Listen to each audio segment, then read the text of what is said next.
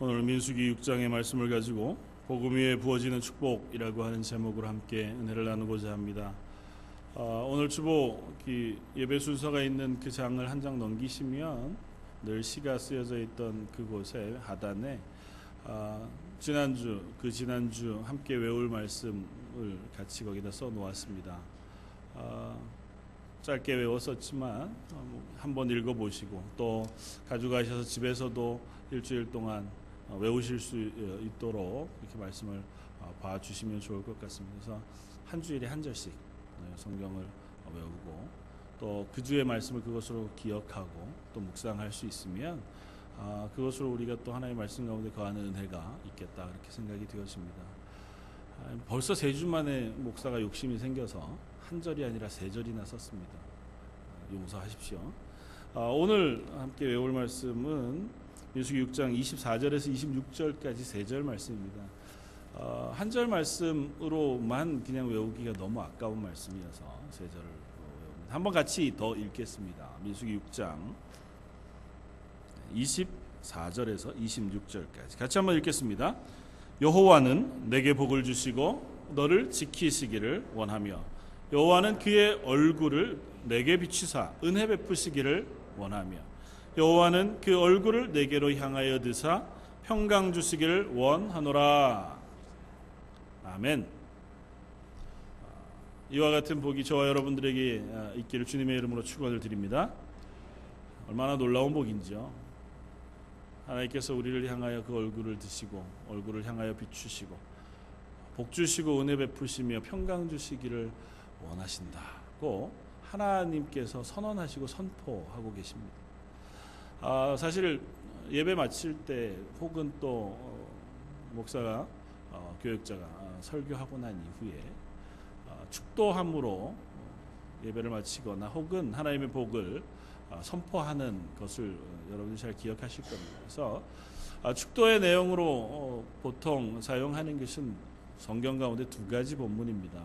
하나는 제가 매 주일 예배 마지막 축도할 때 사용하는 고린도후서 13장 13절 말씀, 주 예수 그리스도의 은혜와 하나님의 사랑과 성령의 교통하심이 너희 무리와 함께 있을지어다고 하는 사도 바울이 고린도 교회를 향하여 편지하면서 마지막 축복했던 그 본문의 말씀. 그리고 또 하나는 오늘 여러분들과 함께 은혜를 나누고 또 살펴보고 있는 이 민수기 6장 24절에서 26절까지의 말씀입니다. 민수기 6장 24절에서 26절까지의 말씀은 제사장적 축복이라고 해서 하나님께서 이스라엘을 하나님의 백성으로 부르셔서 그 가운데 아론과 그의 아들들을 제사장으로 세우시고 나서 그들에게 이와 같이 이스라엘 백성을 향하여 축복하라 이렇게 명령하시고 하나님께서 복 주시겠다 선포하신 내용입니다. 그래서 교회는 이 2가지 본문을 가지고 축도로 사용합니다. 축도라고 하는 것은 목사가 이렇게 해주시기를 하나님 바랍니다 하고 하는 축복을 요청하는 기도이기도 하지만 그것보다는 하나님께서 구원받은 그리스도인 하나님의 백성들을 향하여 이와 같이 복 주겠다고 선포하신 내용을 함께 선포하고 아멘으로 응답하여 받는 것입니다. 그래서 저희가 매번 축도할 때마다 성부 하나님, 성자 예수님, 성령 하나님께서 우리와 함께 있기를 선포하고 그 하나님께서 그렇게 있겠다고 선포해 주신 말씀에 아멘으로 응답함으로 그 하나님의 복을 우리가 누리기를 사모하는 것인 줄 압니다. 그래서 오늘 이 놀라운 말씀을 우리가 마음에 꼭 기억하면서 우리의 삶 속에 하나님이 나를 향하여 이와 같이 복 주시기를 원하시고 우리를 주목해서 바라보시며 우리에게 은혜 베푸시기를 원하시고 그 얼굴을 다른 데로 향하여 돌리시지 않고 우리를 향하여 돌려 드시면서 우리 가운데 평강 주시기를 원하시는 하나님이신 것을 우리에게 확인하고 그 은혜 가운데 누려가는 저와 여러분들 되시기를 바랍니다. 읽기만 해도 또 듣기만 해도 이 놀라운 복 하나님께서 우리들에게 또 이스라엘 백성에게 허락하였습니다. 하나님께서 이 복을 허락하시는 그 내용 가운데에는 그냥 너 이렇게 기도만 하면 제사장이 이렇게 축복하기만 하면 하늘이 문을 열고 하늘에서 우리들에게 복을 쏟아 부어줄 것이다. 그렇게 말씀한 것은 아닙니다. 이 본문에 나와 있는 이 민수기 말씀은 창세기부터 신명기까지 이르는 모세오경이라고 하는 책 가운데에 기록되어져 있습니다. 모세오경은 특별히 출애굽한 이스라엘 백성의 광야 40년의 기간을 보냅니다. 그리고 광야 40년 그 기간의 마지막 말미에 가데스바네아라고 하는 광야에서 있을 때에 이제 가나안으로 들어가기 바로 전에 하나님께서 이 모세를 통하여 이스라엘 백성에게 선포하여 기록하게 하신 말씀이 바로 창세기부터 신명기까지의 말씀입니다.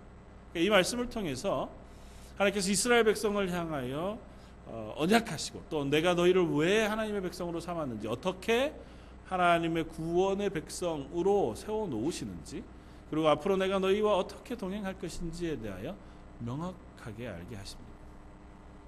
그런데 이 말씀은 그냥 내가 널 복주마 이렇게만 끝나지 않고 그렇게만 선포하고 있지 않다는 것입니다. 이 복을 받은 이스라엘 백성이 그랬다면 다 하나님의 은혜 가운데 살았어야 할 터인데 우리가 잘 아는 것처럼 이스라엘 백성은 다 광야에서 죽었습니다. 출애굽할 때에 모든 이스라엘 백성이 함께 유월절 은혜를 통하여 광야로 나왔습니다. 그리고 광야로 나와서 하나님 구원한 하나님의 백성을 안식하게 하셨습니다. 이스라엘 백성은 광야 40년 동안 스스로 땀 흘려 일하지 않고 자기 힘으로 옷을 지어 입지 않았습니다. 다시 말하면 하나님께서 아담에게 내리셨던 그 저주를 그들에서 걷어가셨습니다. 아담이 하나님을 떠나서 모든 인류가 죄악 가운데 거함으로 하나님의 복 가운데 살 수 있는 그 자격을 상실했을 때 하나님께서 아담에게 하신 저주가 내가 앞으로는 이마에 땀을 흘리지 않고는 밭에서 경작하여 음식을 먹을 수 없을 것이었다고 하는 것입니다. 그런데 이스라엘 백성은 40년 광야 기간 동안에 밭을 경작하지 않았습니다. 자기가 먹을 것을 스스로 구하지 않았고 스스로 먹을 것을 위하여 땀 흘리지 않았습니다. 입을 옷을 위하여 그들이 수고하지 않았고 마실 물을 위하여 그들이 애쓰지 않았습니다. 광야 40년이 평안했냐, 살만했냐, 부요로웠냐 그런 것 떠나서 아담에게 하나님께서 내리셨던 저주를 거두셨다는 거죠. 하나님께서 분명히 이스라엘 백성에게 복 주신 것이 맞습니다. 그리고 제사장을 통하여 이와 같은 복을 계속해서 선포하도록 하셨습니다. 이스라엘 백성은 늘 아멘으로 응답했습니다. 그런데 다 죽었습니다. 광야 40년 그 기간 동안에 늙어서 어쩔 수 없이 돌아가신 분들도 없지는 않겠지만 성경은 대부분이 다 하나님의 심판 아래 저주받아 죽었다고 기록합니다. 특별히 시내산 그곳에 모으셔서 하나님 이스라엘 백성을 넌 이제 내 백성 하자. 나는 너희의 하나님 하마. 그래서 언약 약속하시고 그 약속 가운데 이스라엘을 하나님의 백성 삼으시는데 아멘 했던 모든 사람들. 그때 어린아이여서 부모님이 혹은 아버지가 그 언약에 참여함으로 나도 그냥 자동적으로 언약에 참석한 어린아이들을 제외한 어른으로 그 언약에 참석했던 모든 사람은 광야에서 다 죽었습니다. 단 두 사람 여호수아와 갈렙을 제외하고는 모두가 죽었습니다. 그들은 하나님의 복을 받았고 또 그 복을 선포하는 것을 들었고 그 복 가운데 거하는 사람이었음에도 불구하고 보통 인류가 가는 그 길, 죽음의 길, 그곳에서 벗어날 수 없었고 하나님의 저주 아래 진노 가운데 그들의 죽음을 면할 수 없었습니다. 성경은 이렇게 이야기합니다. 하나님께서 이스라엘 백성을 향하여 시내산에서 언약하시면서 너희는 내 백성이다. 나는 너희의 하나님이 될 것이다. 그러면서 먼저 이스라엘 백성들은 너희는 너희 스스로가 하나님 앞에서 구원받을 자격이 있는 사람이 아니었다고 하는 사실을 깨닫게 하십니다. 그들은 먼저 광야로 나올 때 어린 양의 피, 예수 그리스도의 죽으심을 상징하는 그 어린 양의 피를 통하여 하나님께서 은혜 베푸셔서 죽음에서 생명으로 옮겨온 사람인 것을 먼저 알게 하셨습니다. 그리고 이 신해산 언약을 통하여 두 가지 길을 이스라엘 백성에게 알려주십니다. 그래서 창세기, 출애굽기로부터 신명기까지 이 긴 말씀 가운데는 하나님이 이 두 가지 길에 대한 끊임없는 선포를 모세를 통하여 또 제사장을 통하여 말씀을 통하여 하고 계시는 것을 봅니다. 레위기 26장 3절은 이렇게 씁니다. 너희가 내 규례와 계명을 준행하면 내가 너희에게 철을 따라 비를 주리니 땅은 그 산물을 내고 밭의 나무는 열매를 맺으리라 고 시작해서 하나님께서 하나님의 명령과 규례를 지키는 사람들에 대한 복을 쭉 쓰십니다.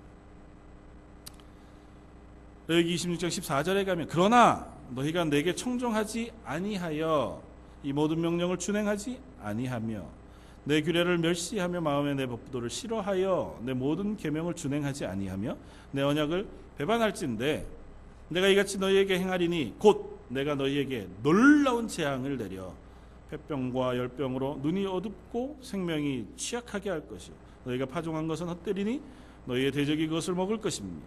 내가 너희를 치리니 너희가 너희의 대적에게 패할 것이요 너희를 미워하는 자가 너희를 다스릴 것이며 너희는 쫓는 자가 없어도 도망하리라. 또 만일 너희가 그렇게까지 되어도 내게 청종하지 아니하면 너희의 죄로 말미암아 내가 너희를 7배나 더 징벌하리라. 하나님은 이 두 가지 길을 거듭거듭 이스라엘에게 말씀하십니다. 너희와 내가 언약하자. 이 언약을 너희에게 주고 그 말씀과 규례를 너희가 행하여 지키면 하나님께서 이와 같은 복을 너희에게 쏟아 부어 주실 것이다. 그러나 만약에 너희가 이 말씀을 준행하지 않고 여전히 죄 가운데 있으면 이 복이 저주로 바뀌어서 너희에게 부어질 것이다. 조금 더 분명한 말씀, 신명기 가운데는 마지막으로 이스라엘 백성을 향하여 모세가 그 하나님의 언약을 다시 한번 상기합니다. 너무너무 중요하니까요. 또 상기에 설명하기를 11절 26절 내가 오늘 복과 저주를 너희 앞에 두노니 너희가 만일 내가 오늘 너희에게 명령하는 너희의 하나님 여호와의 명령을 들으면 복이 될 것이요 너희가 만일 내가 오늘 너희에게 명령하는 도에서 돌이켜 떠나 너희의 하나님 여호와의 명령을 듣지 아니하고 본래 알지 못하던 다른 신들을 따르면 저주를 받으리라. 너무 단호하게 말씀하세요. 성경 한번 찾아보시겠습니까? 신명기 28장. 오늘 본문 조금 뒤로 넘기시면 바로 뒤 성경이 신명기인데 신명기 28장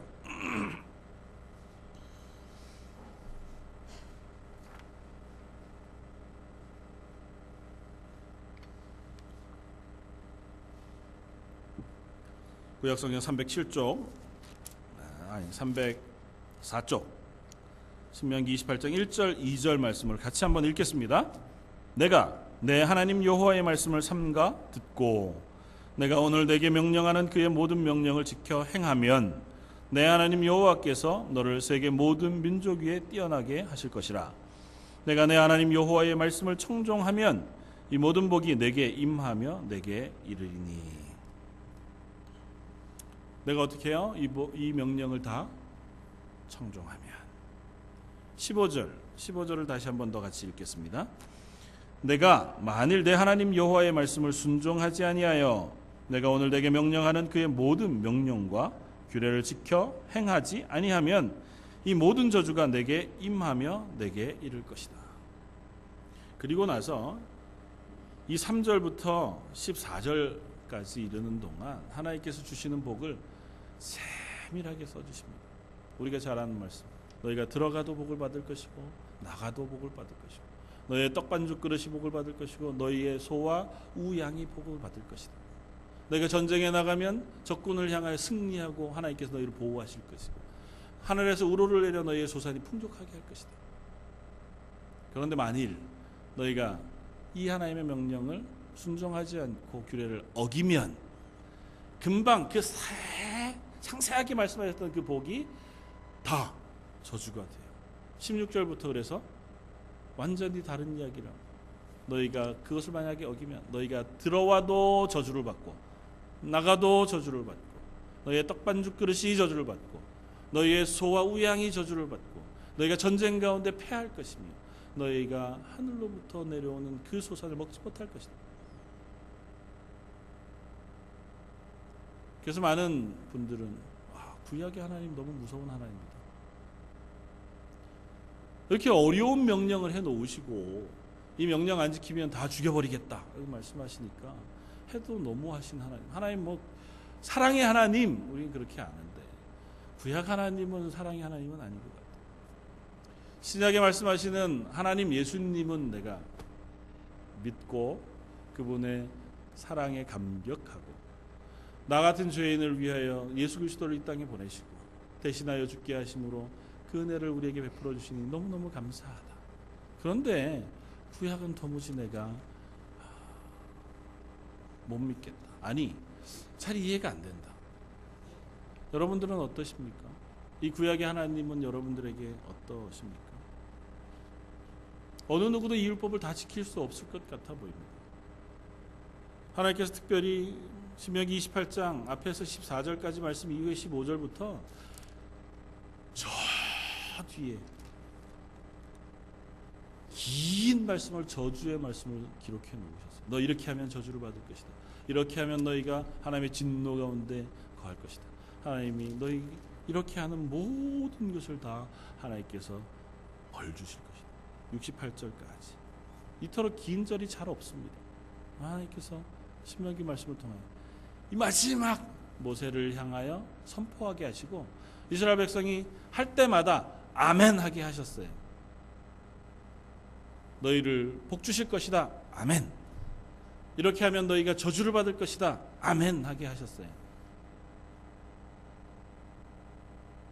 왜 하나님이 이렇게 무서운 요구를 이스라엘에게 하셨고 그 요구를 하나도 만족시키지 못하여 온 이스라엘 백성을 다 광야에서 죽이셨을까요?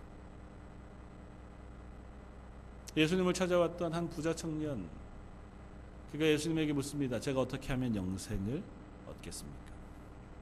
예수님이 뭐라고 대답하세요? 내가 뭐라고 배웠느냐? 마가복음 10장에 19절 내가 계명을 안 하니 살인하지 말라, 간음하지 말라, 도둑질하지 말라, 거짓 증언하지 말라, 속여 빼앗지 말라, 내 부모를 공경하라 하지 않았냐? 그가 여짜오되 선생이여 이것은 내가 어려서부터 다 지켰나이다. 예수께서 그를 보시고 사랑하사 이르시되 내게 아직 한 가지 부족한 것이 있으니 가서 내게 있는 것을 다 팔아 가난한 자들에게 주라. 그리하면 하늘에서 보화가 내게 있으리라. 그리고 와서 나를 따르라. 그랬더니 어땠다고요?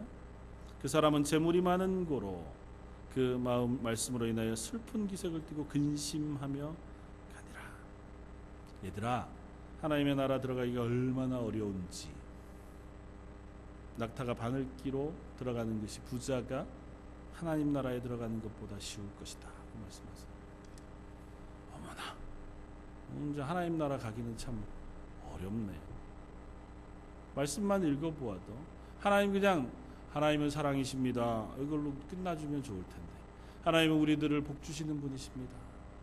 우리가 어떠하든지 하나님 우리를 향하신 사랑을 놓지 않으십니다. 아마 끝나면 좋겠는데 성경이 그것 말고 자꾸 다른 얘기를 쓰고 있단 말이죠.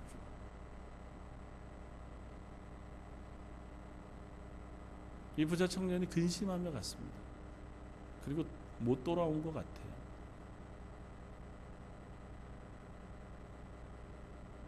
저 여러분들이 하나님 요구에 어떻게 반응하고 있습니까?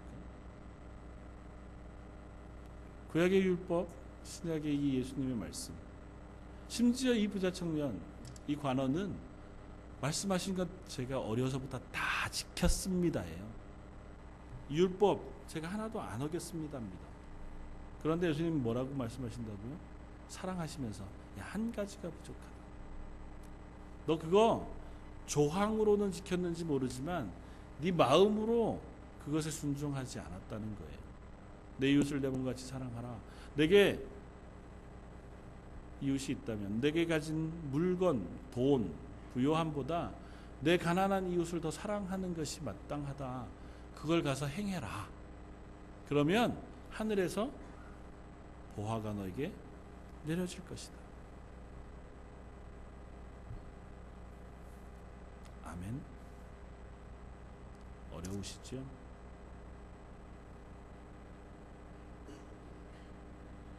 근데 참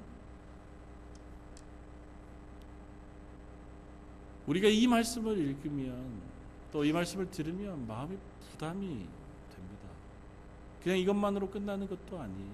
갈라디아서 3장 10절에 무릇 율법의 행위에 속한 자들은 저주 아래 있나니 누구든지 율법책에 기록된 대로 모든 일을 항상 행하지 아니하는 자는 저주 아래 있느니라 말씀하세요.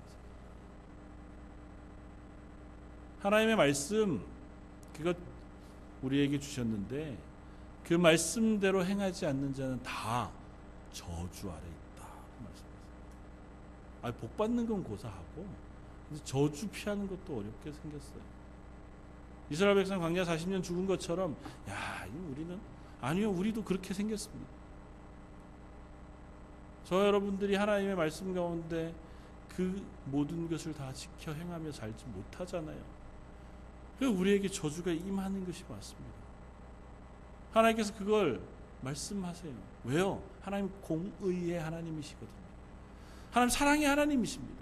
사랑의 하나님이시기 때문에 공의의 하나님이신 거예요. 이렇게 설명할 수 있습니다. 우리가 우리의 자녀들을 너무너무 사랑하죠. 어린 손주 혹은 우리의 어린아이들을 보면 얼마나 예쁜지 모릅니다. 네, 왜 신문지상에 혹은 뉴스 가운데 어린아이들을 향한 범죄 행위를 하는 사람들의 이야기를 가끔 듣습니다. 그 아이들을 납치해서 돈을 요구하거나 그 아이들을 죽이는 아니면 성적인 범죄를 행하는 그런 걸 볼 때마다 입에서 욕이 그냥 저절로 나오죠. 저런 인간들은. 그리고 이제 뒤에다가 어떻게 죽일지를 이렇게 상세하게 막 설명. 어떻게 저럴 수가? 왜 그렇게 분노합니까? 내 아이를 사랑하기 때문이잖아요. 하나님은 사랑이십니다. 그래서 하나님은 진노하시는 거예요.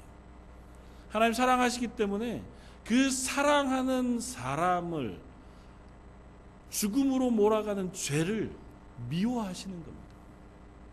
구약의 하나님, 엄하신 하나님, 구약의 하나님은 정말 잔인하신 하나님이 아니고요. 구약의 하나님도 사랑의 하나님이세요.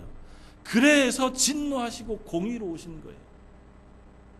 인간이 죽음을 향해서 치달아가시는 것을 참아보지 못하시는 것이고 서로가 서로를 향하여 행하는 악과 죄 그것들을 미워하시는 겁니다. 그것을 향하여 진노하셔서라도 분노하셔서라도 그 사랑을 지키고 싶으신 것이 하나님이신 겁니다. 이스라엘 백성이 하나님의 구원의 은혜를 받았지요. 그러나 그들이 그 하나님의 말씀을 순종하지 아니하므로 그 가운데 죄악이 들어와서 서로가 서로를 죽였다고요. 우상을 섬기고 음란히 행함으로 그 공동체가 썩어 들어가요. 그래서 하나님을 떠나갑니다. 그것의 결과는 죽음밖에 없잖아요. 그래서 하나님 거기에 진노하시는 겁니다. 불을 내려서 땅을 갈라지게 해서 질병이 오게 하여 그 사람들을 죽이시는 겁니다. 하나님은 사랑이시기 때문에. 성경은 그 이야기를 분명하게 합니다. 그런데 저와 여러분들은 그 사실을 아는데도 불구하고 예배가 마치고 축도를 함께 아멘으로 화답한 후에 예배실을 나갈 때 얼마나 환한 얼굴로 나가시는지 오늘 예배 가운데 은혜가 있어서 참 좋다. 왜 그럴 수 있습니까? 저 여러분들이 바보이기 때문일까요? 말씀이 이토록 무거운데 막 저주가 가득. 우리의 삶을 생각해 보면 지난 일주일의 내 삶 그거 비추어 보면 하늘에서부터 저주가 그냥 막 쏟아질 것 같은 그 마음을 우리가 품고 나가는데도 얼굴에 웃음이 있다니까요. 감사가 있고. 왜 그렇습니까? 그 저주가 이미 쏟아졌기 때문에. 누구에게? 예수님에게. 저와 여러분들에게 쏟아져야 할 그 하나님의 진노가 이미 예수 그리스도의 십자가에 쏟아졌기 때문에 하나님께서 그곳에다가 우리에게 쏟으실 모든 진노를 다 쏟으시고 나서는 그 사실로 인하여 저와 여러분들에게 예수 그리스도의 의를 입히시고 그 눈으로 우리를 보시면서 이 복을 내려주신다고요. 내가 너희를 향하여 얼굴을 향하여 들고 은혜 베푸기를 원한다. 내가 너희를 향하여 얼굴을 향하여 들어 평강 주기를 원한다고 말씀하신다. 내가 너희와 함께 있고 싶다. 내가 너에게 복 주기를 원한다고 말씀하시니까 얼마나 감사한지요. 그래서 저희가 웃는 겁니다. 그래서 저희가 감사하고 기뻐하는 겁니다. 하나님 주시는 복은 이 분명한 복음 위에 쏟아지는 축복입니다. 이 복음이 없이 우리가 그냥 그 축복 기도에 아멘 한다고 해서 우리에게 쏟아지는 것도 아니고, 내가 그냥 그리스도인이라고 착각한다고 해서 쏟아지는 것도 아닙니다. 저와 여러분들을 향하여 쏟아져야 할 그 하나님의 진노가 이미 예수 그리스도에게 임했기에, 그래서 우리는 그 복을 누릴 수 있는 사람들이 되어진 겁니다. 혹시 여러분들 패션 오브 크라이스트라고 하는 영화를 보셨습니까? 전에도 한번 말씀을 드린 적이 있지만 전 그 영화 볼 때마다 굉장히 마음이 불편합니다. 기분도 안 좋고. 그래서 제가 처음부터 끝까지 한 번도 안 봤어요. 예수님 고난당하시는 장면 편집해 놓은 것도 조금 보다가 말았습니다. 불쾌합니다. 실제 그랬겠죠. 예수님이 채찍에 맞으시고 주먹으로 얼굴을 맞으시고 머리에 가시를 박아서 피가 흐르고 온몸이 찢기시고 살점이 튀어나가는 그런 고난을 당하셨겠죠. 그래도 불편하더라고요. 그런 거 싫더라고요. 못 보겠더라고요. 왜 예수님이 그렇게 고난을 당하셔야 했습니까? 저와 여러분들의 죄가 그와 같기 때문에, 저와 여러분들의 죄악이 그렇게 하나님의 진노를 부를 죄이기 때문에 그래요. 그냥 그렇게 그러면 고난당하시고 끝났냐? 아니요. 그걸로 안 끝났습니다. 예수님 십자가에 달려서 죽으셔야 했습니다. 못을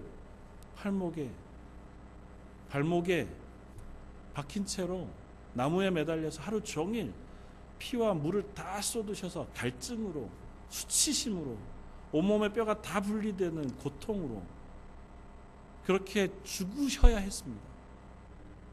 그게 하나님의 공의를 완성하시는 일이었어요. 그게 아니고는 저와 여러분들의 죄를 용서하실 수가 없었습니다. 그게 아니고는 저와 여러분들의 개로 향하신 진노가 거두어질 수가 없었어요. 방향은 트실 수 있지만 크기는 줄이실 수 없었어요. 공의의 하나님이시기 때문에 죄는 심판하셔야 됩니다. 죄는 미워하셔야 돼요. 그 방향을 저와 여러분들에게서 예수 그리스도에게로 바꾸실 수는 있지만 그 크기를 줄이실 수는 없었다고요. 그래서 십자가인 겁니다. 십자가의 죽음인 겁니다. 우리가 외면할 수 없는 그 십자가의 고통, 그 죽음, 그것이 저와 여러분들의 죄 때문입니다. 성경은 예수님께서 그 저주를 다 받으셨다고 기록합니다. 갈라디아 3장 13절, 그리스도께서 우리를 위하여 저주를 받은 바 되사 율법의 저주에서 우리를 속량하셨으니. 예수님이 저주를 받았다고 기록했어요. 예수님께서 십자가에 달리셔서 외치셨던 그 외침, 엘리 엘리 라마 사박다니, 아버지 아버지 어찌하여 나를 버리시나이까. 예수님이 그냥 고통스러워서 아파서 섭섭해서? 아니요. 하나님의 저주가 예수님에게 다 임하시는 것 때문이에요. 하나님과 한 분이셨던 예수님이 그와 같은 고통과 그와 같은 하나님을 향한 절규 가운데 놓일 저주가 그곳에 임하기 때문에, 그래서 저와 여러분들이 의롭다 성도 그렇게 불리는 것입니다. 이사야 53장 5절, 그가 찔림은 우리의 허물 때문이요 그가 상함은 우리의 죄악 때문이라. 그가 징계를 받음으로 우리가 평화를 누리고 그가 채찍에 맞음으로 우리가 나음을 받았도다. 우리는 다 양 같아서 그릇 행하여 각기 제 길로 갔거늘 여호와께서는 우리 모두의 죄악을 그에게 담당시키셨도다. 이사야 53장 10절 여호와께서 그에게 상함을 받게 하시기를 원하사 질고를 당하게 하셨은즉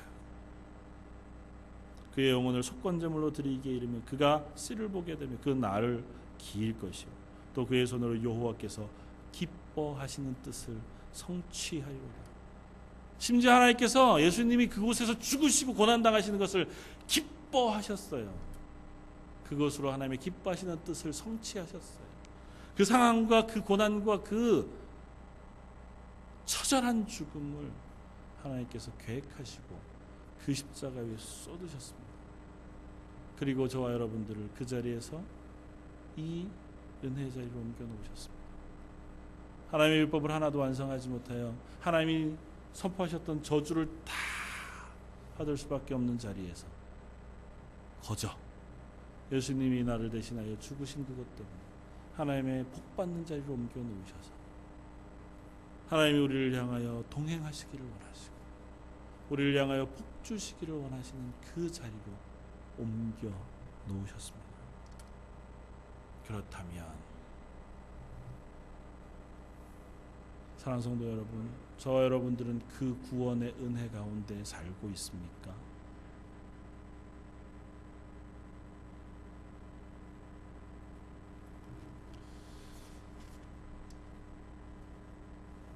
폴 워셔라고 하는 미국의 선교사님이자 목사님, 아마 인터넷을 통해서 유튜브를 통해서 그분이 하신 설교들을 들어보신 분들도 있는 줄 압니다. 그분이 2002년도 청소년 집회에 가서 설교한 복음이라고 하는 설교가 있습니다. 굉장히 단호하게 질문합니다. 저와 여러분들은 과연 그리스도인입니까? 구원받은 그리스도인이 맞습니까? 그런데 왜 저와 여러분들의 삶과 교회 밖의 사람들의 삶과 하나도 다르지 않습니까?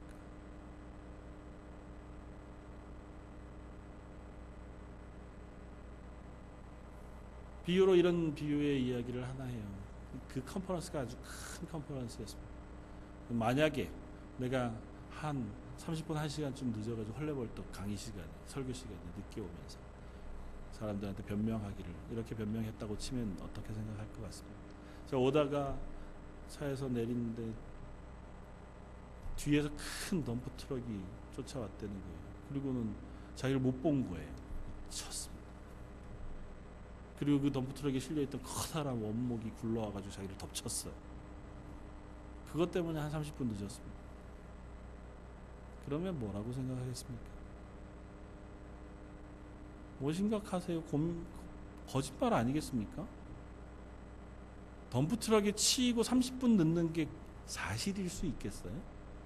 커다란 원목이 굴러와서 나를 덮쳤는데 한 30분 그것 때문에 지각했다는 게 지각의 이유는 너무 얼토당토하지 않잖아요. 하나님의 구원이 저와 여러분들을 덮쳤습니다. 예수 그리스도의 십자가의 그 은혜, 생명이 저와 여러분들을 향하여 부닥쳐 들어왔습니다. 저와 여러분들이 30분 늦었습니다. 거짓말일까요? 진심일까요? 그럴 수는 없지 않겠습니까? 예수님이 내 진노를 다 받으시고 십자가에 죽으셨다는 사실에 아멘 했어요. 그것으로 내가 구원받았습니다 하고 하는 감격이 내 속에 있습니다. 그 구원의 영이 성령이 내 속에 들어왔어요. 그 구원의 하나님의 은혜가 내 속에 들어왔어요. 그래서 그분과 같이 살고 있다고 고백하고 살고 있기를 사모해요. 그리고 그 이전과 똑같아 있더라 일 수는 없지 않겠냐고요. 죄를 미워하시는 하나님이 거룩을 완성하시기 위하여 우리를 대신하여 예수 그리스도의 십자가의 죽음에 놓으셨습니다. 그리고 우리를 거룩하게 하셨습니다. 그랬는데 여전히 우리가 죄악 가운데서 죄악을 즐거워하고 기뻐하면서 살아갈 수 없잖아요. 그건 불가능하지 않겠습니까? 실수할 수 있습니다. 하나도 범죄하지 않고 거룩한 채로 살아갈 수 있다는 얘기를 하는 게 아니에요. 적어도 그것 때문에 애통하는 자리에는 서지 않겠냐고. 죄악 때문에 슬퍼하고 그것 때문에 절망하고 그러나 그것을 용서하신 하나님의 은혜 때문에 기뻐하지는 않겠습니까? 사랑하는 성도 여러분, 저와 여러분들이 그 자리에 서기를 원합니다. 저와 여러분들에게 구원의 확신이 있다면, 저와 여러분들을 향하신 하나님의 구원의 은혜가 사실로 믿어진다면 하나님 그것이 내 속에 역사하기를 바랍니다. 기도할 수 있기를 바랍니다.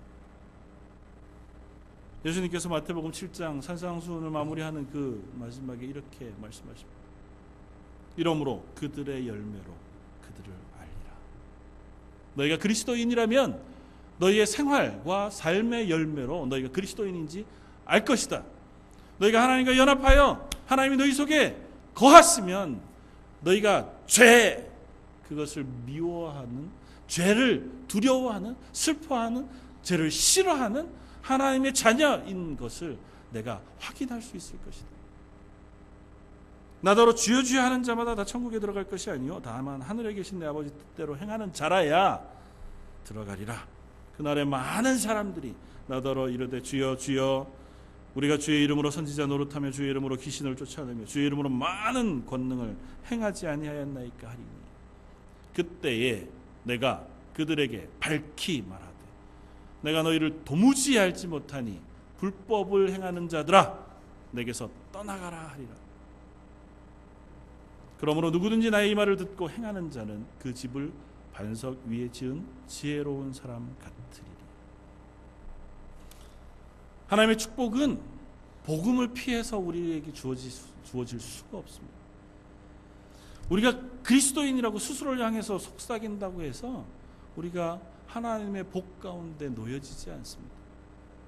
우리는 전적으로 하나님이 허락하신 구원의 은혜를 마음 깊이 깨닫고 그것을 마음으로 인정하고 그것으로 고백하는 그 자리에 섰을 때 그것으로 인해 내 죄의 여전한 모습을 애통해하고 내 연약한 죄의 삶을 절망으로 바라보며 하나님의 도우심을 구하는 마음으로 있을 때 하늘의 복이, 하늘의 구원의 은혜가 우리를 관통하고 있음을 우리는 확인하게 되어질 것입니다. 결코 선하게 산다고 구원받는다는 얘기를 하는 것이 아닙니다. 선하게 못 살면 구원받지 못한다는 얘기를 하는 것도 아니에요. 일어났다면, 구원이 내 속에 일어났다면 그건 변화를 필히 우리 속에 이루어낸다는 겁니다. 내 속에 아무런 변화가 없다. 기도해야 합니다. 내 속에 작은 갈등과 또 감사와 변화가 있다면 하나님 이 삶에 이 생명의 이 구원에 집중할 수 있기를 사모하며 기도해야 할 줄 압니다.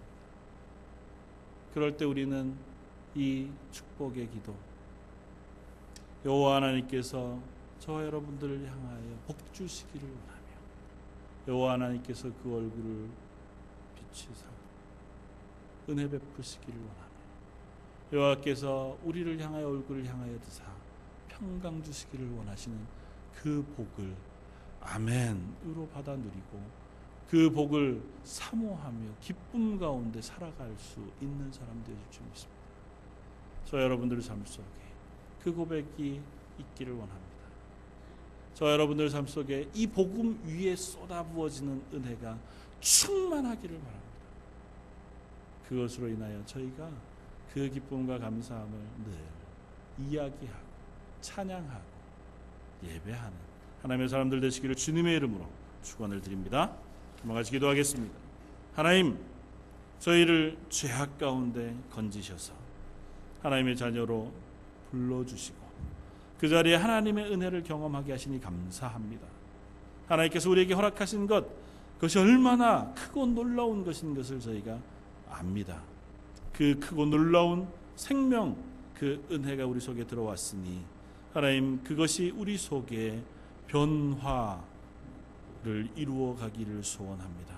하나님 저에게 그것에 집중하게 하시고 그로 인하여 감사하게 하시고 그로 인하여 감격하게 하시며 그것으로 인하여 때로는 애통하게 하여 주옵소서. 오늘 말씀 예수님 이름으로 기도드립니다.